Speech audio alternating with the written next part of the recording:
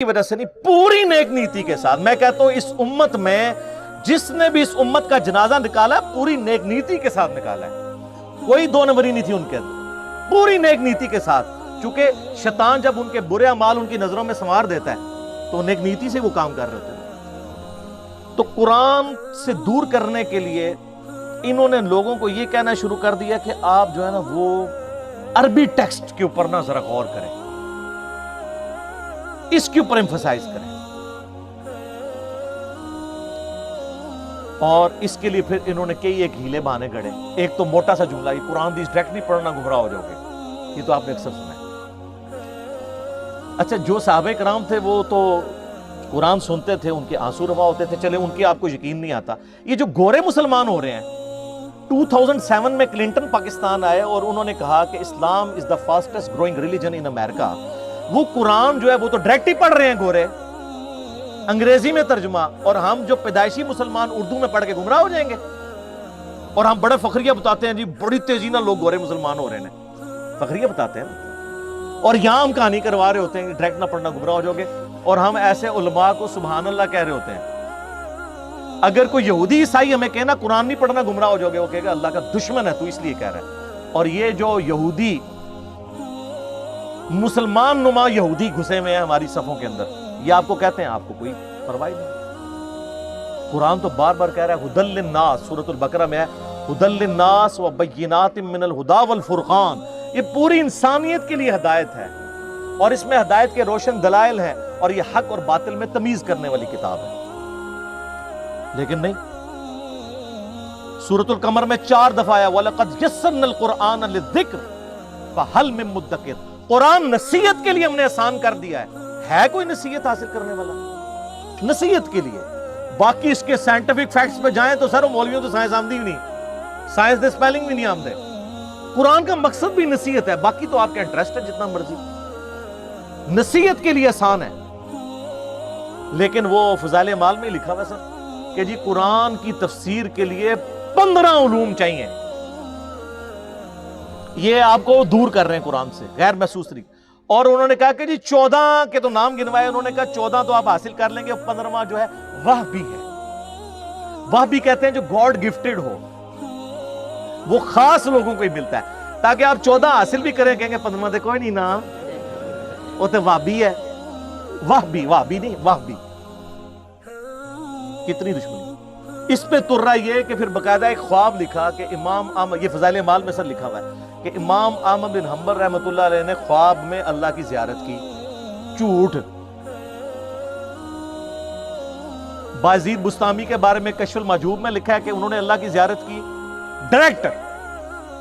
اور تذکرۃ الاولیاء میں لکھا ہے معراج کی رات انہوں نے بھی معراج کی اور اللہ کو ڈائریکٹ دیکھا. ادھر تھوڑی شرم آئی، انہوں نے ایک سٹیپ نیچے لے آئے، خواب میں دیکھا. سر یہ خواب والا پیکج موسیٰ علیہ السلام کو آفر کیوں نہیں ہوا تھا؟ سورۃ الاعراف کی آیت نمبر 143 ہے، حضرت موسیٰ علیہ السلام اللہ کے لاڈلے ترین 5 پیغمبروں میں سے ہیں، اولو العزم پیغمبروں میں سے ایک.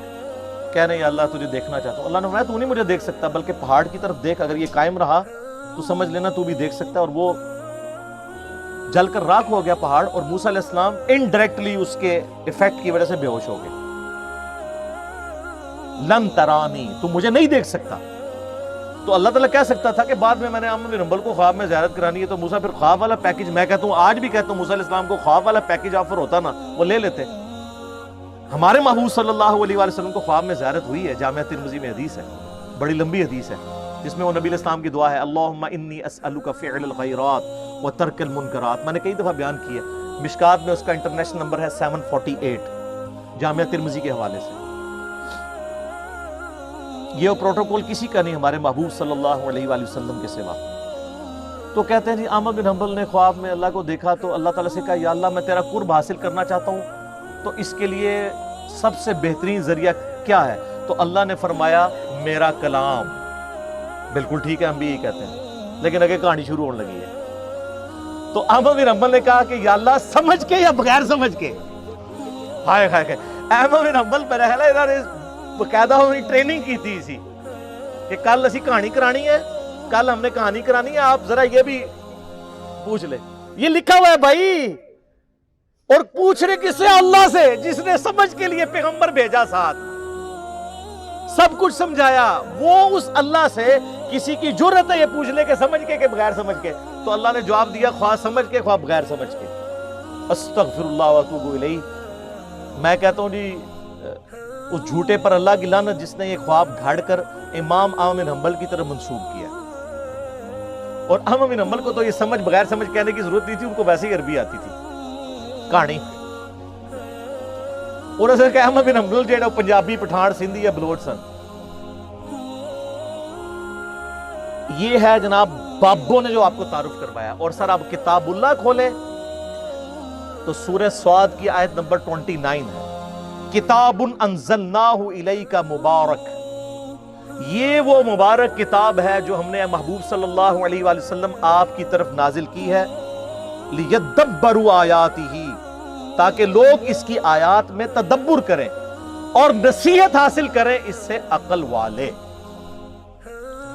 اچھا یہ آپ بتائیں گے نا لوگوں کو تو یہ اگلی کہانی کرائیں گے۔ دیکھیں اس میں لکھا ہے عقل والے نصیحت حاصل کریں، تو ہر کوئی تو عقل والا نہیں ہے۔ اچھا جی تسی روٹی جڑی ہے نک نہ کھاندے ہو، عقل تو ہر بندے کو ہے میرے بھائی۔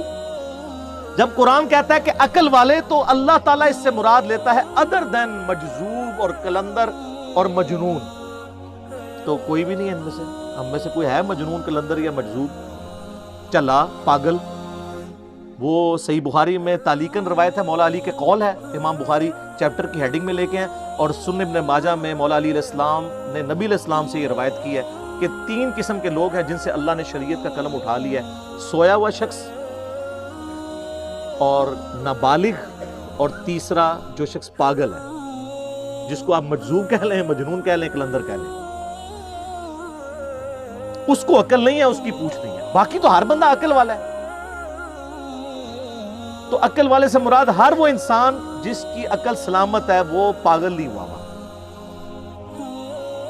اور جو اپنی عقل کے ہوتے ہوئے اپنی عقل کو استعمال نہ کرے تو اس کو اللہ تعالیٰ نے قرآن میں کہا ہے یہ جانور سے بھی بدتر ہے۔ جی سورۃ الاعراف آیت نمبر 179، وَلَقَدْ ذَرَأْنَا لِجَهَنَّمَ كَثِيرًا مِّنَ الْجِنِّ وَالْإِنسِ، ہم نے جنوں اور انسانوں کی اکثریت پیدا اس لیے کی ہے کہ الٹیمیٹلی انہوں نے دوزخ میں جانا ہے۔ وَلِعَوْذُ بِاللَّهِ تَعَالَى اللہم اجرنا من النار، اللہم اجرنا من النار، اللہم اجرنا من النار، آمین۔ پھر اللہ تعالیٰ ساتھ ہی فرماتا ہے ہم نے انہیں عقل دی تھی یہ سوچتے نہیں، ان کو کان دیے تھے یہ سنتے نہیں، ان کو آنکھیں دی تھی یہ دیکھتے نہیں۔ عبرت والا دیکھنا، اولئک کالانعام بل ہم اضل، یہ جانوروں کی مانند ہیں بلکہ ان سے بھی گئے گزرے ہیں جو اپنی عقل کو، کانوں اور آنکھوں کو استعمال کر کے حق بات تک پہنچنے کی کوشش نہیں کرتے۔ تو قرآن تو اس لیے نازل ہوا تھا، سمجھ کے پڑھو یا بغیر سمجھ کے، کڈی وڈی کہانی کرائی ہے۔ اور یہ فضائل اعمال شریف میں لکھی ہوئی ہے۔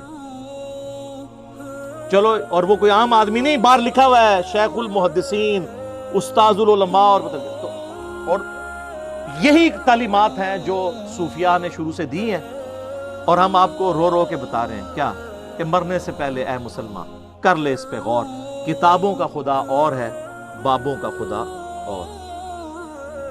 اور اللہ نے ہمیں تو یعنی سمجھ کے کیا، نبی علیہ السلام کو تو اللہ تعالیٰ نے اسپیشلی حکم دیا ہے سورۃ الانعام آیت نمبر 19 میں، وَأُوحِيَ إِلَيَّ هَذَا الْقُرْآنُ لِأُنذِرَكُمْ بِهِ وَمَنْ بَلَغَ۔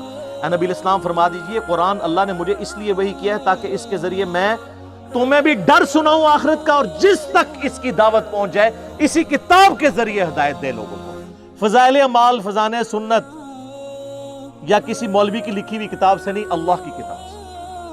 پھر سورہ قاف کی آخری آیت ہے 45 نمبر، فَذَكِّرْ بِالْقُرْآنِ مَنْ يَخَافُ وَعِيدٍ۔ اے نبی علیہ السلام اس قرآن کے ذریعے آپ لوگوں کو ڈر سنائیں آخرت کا، ہر اس شخص کو جو اللہ کی دھمکی سے ڈر جائے۔ تو سر پھر ہم کیوں نہ کہیں کہ کتابوں کا دین اور ہے اور بابوں کا دین اور۔